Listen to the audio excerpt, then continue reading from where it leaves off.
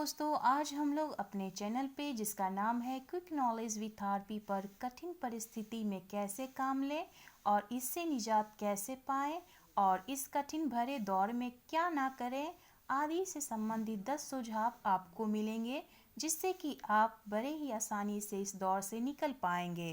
तो दोस्तों, वीडियो को लाइक शेयर करें, कमेंट करें और चैनल को सब्सक्राइब कर दें। दोस्तों, यह बात सत्य ही है कि जीवन एक संघर्ष है और इस संघर्ष का सामना कभी न कभी सबको करना पड़ता है। कोई व्यक्ति इस पर जीत पाकर आगे बढ़ जाता तो कोई इस विकट परिस्थिति के आगे हथियार डाल देता, यानी कि उसका मुकाबला नहीं कर पाता। जीवन के किसी भी पथ पर आप चलें, वह पथ आसान नहीं होता। आपको कठिनाइयों का सामना करना ही पड़ेगा। रास्ते उबड़ खाबड़ मिलेंगे ही। जिस प्रकार वाहन चलाते समय किसी भी प्रकार की कठिनाई मार्ग में आने पर ब्रेक और हॉर्न दोनों का ही उपयोग करते हैं, ठीक उसी प्रकार जीवन में कठिनाई आने पर उसका समाधान अवश्य ही मिल ही जाता है। अगर आप रास्ते के इस गणित को समझ लें तो अवश्य ही जीवन में जो भी आने वाली समस्या या कठिनाई है उसका हल जरूर ही निकल जाएगा। आपकी कठिनाई से या आपकी जो भी समस्या है उससे निजात पाने के लिए उस परिस्थिति में भी कैसे आप निकल पाएंगे, उसका समाधान कैसे मिले, उससे संबंधित आपको 10 सुझाव दे रही हूँ, जिसके फलस्वरूप आप बड़े ही आसानी से इस परिस्थिति से आगे निकल सकते हैं। दोस्तों, पहले तो हमें नकारात्मक सोच बनाए रखनी चाहिए और निगेटिविटी से दूर रहना चाहिए। जब हालात अच्छे नहीं होते तो आस पड़ोस से लेकर घर के सदस्य तक आपका साथ नहीं देते और आपको ही गलत ठहराते, यहाँ तक कि आपका छाया भी साथ नहीं देता। इस परिस्थिति में संयम से काम लें और खुद के ऊपर भरोसा रखें। कभी भी किसी बात को नकारात्मक ना लें। रचनात्मकता की खोज जारी रखें। जब आप कठिन परिस्थिति में हो तो जो भी आपकी रचनात्मक कौशलता है उसे कभी ना छोड़ें।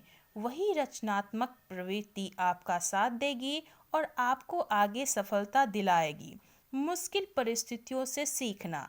जब आप मुश्किल समय में रहते हैं तो खुद से सवाल करें कि किस कारण आप इस दौर से गुजर रहे हैं, कहाँ आपने गलती की और क्यों गलती की, उससे सीख लें और आगे बढ़ें।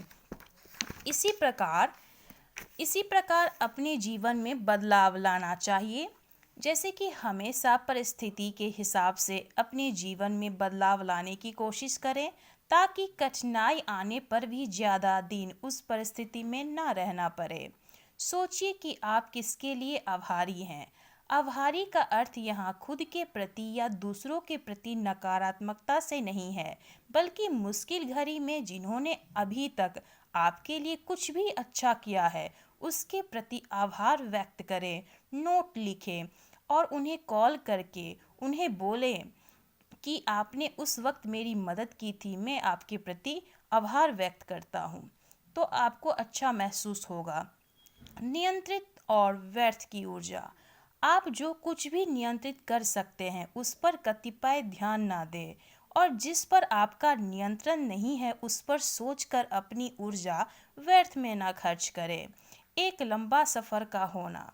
जो भी आपने अभी तक अच्छा किया है उसके लिए आपने ही सफ़र किया है अभी तक, और आगे का सफ़र भी आपको स्वयं ही करना है। तो खुद के ऊपर विश्वास रखें, अपने चमकते सितारे का इंतजार करें, जरूर वह आएगा और आपके जीवन में उजाला भरेगा। समुदाय का निर्माण करना भी एक सकारात्मक दिशा की ओर आगे बढ़ना है। जब आप बुरे वक्त से गुजर रहे होते हैं तो आपको खासकर अपनों की ज़रूरत पड़ती है, जो आप पर आंख बंद करके भरोसा करें, आपका देखभाल करें। ऐसे व्यक्ति का होना दो चार भी बहुत ज़रूरी होता है जीवन में। अवश्य ही उनके संपर्क में रहें। खुद के लिए दयालु। जब आप कठिन दौर में रहते हैं तो खुद का देखभाल ना छोड़े। जिस कार्य को करने में आपको प्रसन्नता मिले उस कार्य को अवश्य करें और अपने अंतर आत्मा को ऊर्जा से भरें।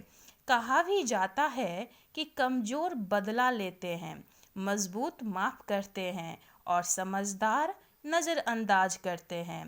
क्षमा करना, जब आप दूसरों के लिए कितना भी अच्छा करते हो पर वे आपके प्रति हमेशा गलत ही सोचते या किया करते, उस परिस्थिति में भी इन सब बातों को नज़रअंदाज करके आगे बढ़े और उन लोगों को क्षमा कर दे।